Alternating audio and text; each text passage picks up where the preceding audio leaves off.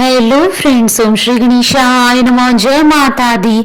आप सभी का स्वागत है आपकी अपने यूट्यूब चैनल पर। आप सभी को दुर्गा अष्टमी की हार्दिक शुभकामनाएं। फ्रेंड्स, आज हम आपको इस वीडियो में बताने जा रहे हैं साल 2025 की शारदीय नवरात्रि की दुर्गा महाअष्टमी का शुभ मुहूर्त, संधि पूजा का शुभ मुहूर्त, पूजा विधि, व्रत कथा, महत्व, कन्या पूजन की विधि और दुर्गा महाअष्टमी के दिन किए जाने वाले अचूक उपायों के बारे में। फ्रेंड्स, वीडियो शुरू करने से पहले आपसे रिक्वेस्ट है, अगर आप हमारे चैनल पर नए हैं और आपने अभी तक चैनल को सब्सक्राइब नहीं किया है तो प्लीज सब्सक्राइब कीजिएगा चैनल को, साथ ही प्रेस कीजिएगा बेल आइकन को, जिससे नए वीडियो से रिलेटेड नोटिफिकेशन आपको तुरंत प्राप्त हो सके। और वीडियो पसंद आने पर वीडियो को लाइक और शेयर जरूर कीजिएगा ताकि सभी भक्तों को इस वीडियो का लाभ प्राप्त हो सके। और कमेंट बॉक्स में जय माता दी जरूर लिखिएगा। नवरात्रि की अष्टमी को महाअष्टमी या दुर्गा अष्टमी के नाम से जाना जाता है, जो कि बहुत ही महत्वपूर्ण होती है। इस दिन माता के 8वें रूप माता महागौरी जी की पूजा आराधना की जाती है। यह तिथि परम कल्याणकारी, पवित्र और अनुपम सुख देने वाली तथा धर्म की और वृद्धि कराने वाली मानी जाती है। शारदीय नवरात्रि की दुर्गा महाअष्टमी का विशेष महत्व होता है। अष्टमी के दिन माँ दुर्गा की विशेष पूजा की जाती है। इस दिन कन्या पूजन को विशेष माना जाता है। शास्त्रों के अनुसार नवरात्रि के 9 दिनों में माँ कन्याओं में विराजती हैं, और जो भी व्यक्ति महाअष्टमी के दिन कन्या पूजन नहीं करता है उसके नवरात्रि के व्रत निष्फल हो जाते हैं। इस दिन कन्या पूजन के साथ ही माँ दुर्गा को विदा किया जाता है। कुछ लोग अष्टमी तिथि के दिन कन्या पूजन करते हैं तो वहीं कुछ लोग नवमी तिथि के दिन कन्या पूजन करते हैं। मान्यता है कि बिना कन्या पूजन के नवरात्रि के व्रत का पूर्ण फल प्राप्त नहीं होता है। महाअष्टमी के दिन 9 कन्याओं को भोजन कराया जाता है, उन्हें दक्षिणा देकर विदा किया जाता है। शास्त्रों के अनुसार महाअष्टमी के दिन कन्याओं में माँ दुर्गा जी का वास होता है, और जो भी व्यक्ति नवरात्रि का व्रत करके कन्या पूजन करता है उसे माँ दुर्गा का पूर्ण आशीर्वाद प्राप्त होता है। धार्मिक मान्यता है कि अष्टमी तिथि पर सच्चे मन से माँ गौरी की पूजा अर्चना करने से भक्तों की सभी मनोकामनाएं पूरी होती है। माता महागौरी को ममता की मूर्त कहा जाता है। ज्योतिष शास्त्र के अनुसार माँ गौरी की पूजा करने से राहु के बुरे प्रभाव कम हो जाते हैं। नवरात्रि की पावन दिनों में अष्टमी तिथि का विशेष महत्व होता है। मान्यताओं के अनुसार यह दिन सबसे शुभ माना जाता है, इसे महाअष्टमी भी कहा जाता है। इस दिन लोग अपनी कुल देवी की पूजा करते हैं। दुर्गा अष्टमी पर कई लोग कुल देवी का पूजन करते हैं। सबकी अपनी परंपरा के अनुसार सप्तमी, अष्टमी और नवमी पर होता है, लेकिन अधिकतर घरों में अष्टमी पूजन किया जाता है। ज्योतिष शास्त्र के अनुसार कुल देवी वंश को आगे बढ़ाने वाली होती है। इस दिन वंश वृद्धि के लिए और घर के कुल की सलामती के लिए कुल देवी का पूजन किया जाता है। महाअष्टमी का पूजन हमारे धर्म में विशेष महत्व रखता है। इस दिन माँ की 64 योगिनी और माँ के 8 रूपों यानी माँ की अष्ट शक्तियों की पूजा की जाती है। माँ के विभिन्न रूपों में माँ की विभिन्न शक्तियों का स्वरूप झलकता है। इस दौरान माँ ब्राह्मी, माहेश्वरी, कौमारी, वैष्णवी, वराही, नरसिंही, इंद्राणी और चामुंडा 8 शक्तियों की पूजा की जाती है। महाअष्टमी की पावन अवसर पर पौराणिक संधि पूजा की जाती है। अष्टमी तिथि के अंतिम 24 मिनट तथा नवमी तिथि से पहले 24 मिनट की समय अवधि को संधि काल कहा जाता है। संपूर्ण दुर्गा पूजा उत्सव के दौरान संधि काल को सर्वाधिक शुभ व पवित्र माना जाता है। संधि पूजा दुर्गा पूजा उत्सव का समापन बिंदु होने के साथ ही अत्यधिक महत्वपूर्ण अनुष्ठान है। संधि काल के समय मिट्टी के 108 दीप प्रज्वलित करने की प्रथा है। फ्रेंड्स, अब आइए जानते हैं साल 2025 की शारदीय नवरात्रि की दुर्गा महाअष्टमी की शुभ मुहूर्त के बारे में। हिंदू पंचांग के अनुसार साल 2025 में दुर्गा महाअष्टमी 30 सितंबर 2025 मंगलवार के दिन है। अश्विन शुक्ल अष्टमी तिथि प्रारंभ होगी 29 सितंबर 2025 को शाम 4:31 पर, और अश्विन शुक्ल अष्टमी तिथि का समापन होगा 30 सितंबर 2025 को शाम 6:06 पर। संधि पूजा का शुभ मुहूर्त रहेगा 30 सितंबर 2025 को शाम 5:42 से शाम 6:30 तक को, और पूजा का शुभ मुहूर्त रहेगा सुबह 11:53 से दोपहर 12:40 तक। फ्रेंड्स, अब हमारे चैनल पर ज्वाइन बटन को दबाकर हमारे चैनल के मेंबर भी बन सकते हैं। हम हमारे चैनल के मेंबर्स की कमेंट्स को टॉप प्रायोरिटी पर रखकर उनका रिप्लाई करते हैं। फ्रेंड्स, अब आइए जानते हैं महाअष्टमी की पूजन विधि और कन्या पूजन की विधि के बारे में। महाअष्टमी के दिन साधक को सुबह जल्दी उठना चाहिए, नहाकर स्वच्छ वस्त्र धारण करें।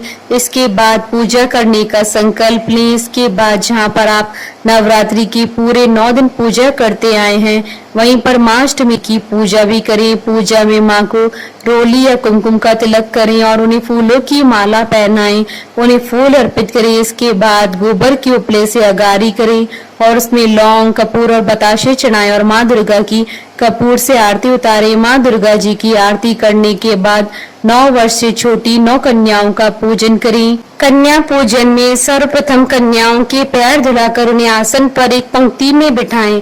मंत्र द्वारा कन्याओं का पंचोपचार पूजन करें। विधिवत कुमकुम से तिलक करने के उपरांत उनकी कलाइयों पर कलावा बांधें। इसके पश्चात उन्हें हलवा, पूरी तथा रुचि के अनुसार भोजन करवाएं। पूजा करने के पश्चात जब कन्याएं भोजन ग्रहण कर ले तो उनसे आशीर्वाद प्राप्त करें तथा यथा सामर्थ्य कोई भी भेंट तथा दक्षिणा देकर विदा करें। कन्या पूजन के समय कन्याओं के साथ एक लांगुर को बिठाएं। इस प्रकार श्रद्धा पूर्वक अष्टमी पूजन करने से भक्तों की समस्त मनोकामनाएं पूर्ण होती हैं। अष्टमी के दिन हवन के समय कन्याओं को कथा सुनाना आवश्यक होता है। फ्रेंड्स, अब आइए जानते हैं महाअष्टमी के दिन किए जाने वाले उपायों के बारे में। इस दिन पीले कपड़े पहनकर पूजा करें। मां के सामने शुद्ध घी का दीपक जलाने के उपरांत ही कोई भी पाठ, अनुष्ठान या उपाय करें। मां को प्रसन्न करने के लिए सफेद अथवा पीले रंग के फूल चढ़ाएं। मां को नारियल का भोग लगाएं। मध्य रात्रि में इनका पूजन करने से शुभ और शीघ्र परिणाम मिलते हैं। मनचाही इच्छा पूर्ति के लिए आज के दिन पानी वाले नारियल को सिर से 3, 5, 7 अथवा 11 बार घुमाकर बहते हुए जल में प्रवाहित करने से मनचाही इच्छाएं पूरी होंगी। अष्टमी के दिन जो व्यक्ति महागौरी जी का पूजन करता है उसे मधुमेह, नेत्र रोग से राहत मिलती है और परम सुख का अधिकारी बनता है। इस दिन 2 वर्ष से लेकर 9 वर्ष तक की कन्या का पूजन करें। ऐसा करने से महागौरी की कृपा साधक पर हमेशा बनी रहती है। अष्टमी के दिन किसी भी माता जी के मंदिर में जाकर लाल चुनरी में मखाने, बताशे और सिक्के रखकर मां की गोद भरें।